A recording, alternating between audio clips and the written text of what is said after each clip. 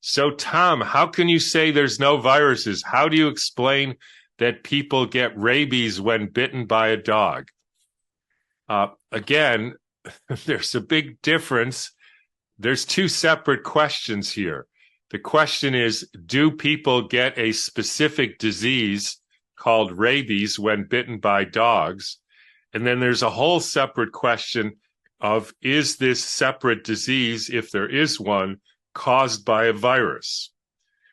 Nobody is claiming in particular, although I'm going to question this in a minute, that you don't get sick that people don't get sick, that they don't have a disease which we call measles a little bit erroneously, or chickenpox, or rabies, or whatever. That is not the argument that there's no sickness. The argument is the sickness is not specific, and the sickness is not caused by a virus because you can't find a virus, and nobody has ever shown using a proper scientific study that the virus causes disease. But here, I'm even going to go take it a step back, and this was information I haven't particularly investigated myself, but I got it from, I think the first was from Mike Wallach, who was the director and I believe producer of The Viral Delusion, who looked into human rabies. And I think the second bit is from Brandon Murphy. I could be wrong, but I hope I'm getting that right. And who did a really deep dive into the history of rabies to seeing what he could find. So I'm just going to read these facts because I think it'll be interesting.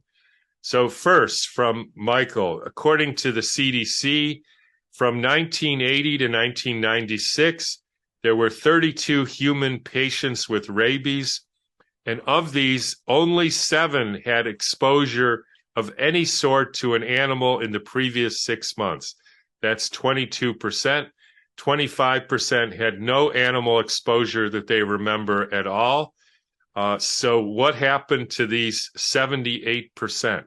So only 22% even had any sort of contact, which doesn't mean that the contact caused the illness, but even didn't have a contact.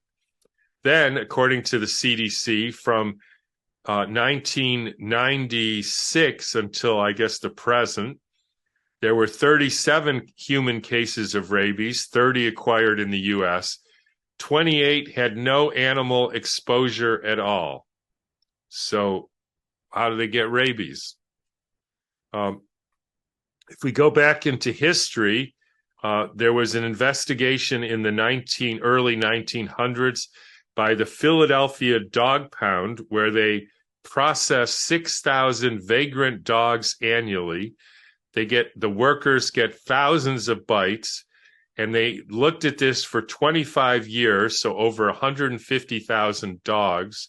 This was before routine rabies, so-called vaccination. 0 cases of rabies.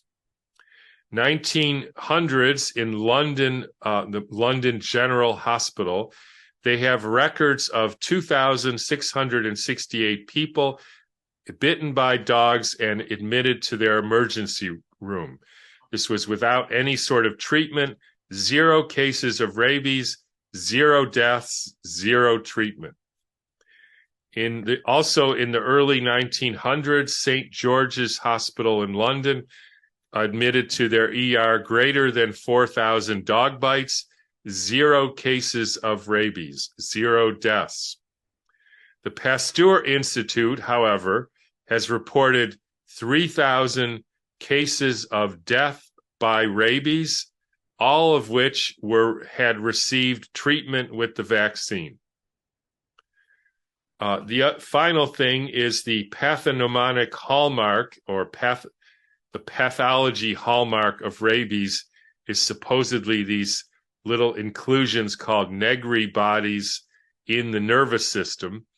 And the controlled studies show that these Negri bodies happen in many other conditions besides rabies, so in fact are not specific at all. So I would say that not only is there very little, there's no evidence that there is a virus or that there's any specific disease called rabies caused by a specific virus. There doesn't seem to be any evidence that any so-called specific disease is actually caused by the bite of an animal, particularly a dog, which then brings into question, why are people lining up to get their animals rabies shots? Now, to get into a little bit of speculation here, again, this is always tricky, but what might be the problem with the animals? So one suggestion I heard is that when an animal unfortunately drinks toxic water, and specifically water that has arsenic, mercury, insecticides in it, they get a significant throat irritation and a throat closing, which drives them a bit crazy, and then they stop eating and they start starving. Their throat closes, they salivate, and then they get into the malnutrition. They start biting people, and the bite causes lots of fear and potent enzymes in people, which apparently at least sometimes can make them sick. And that may be something to investigate as to what is really happening with this disease we call rabies.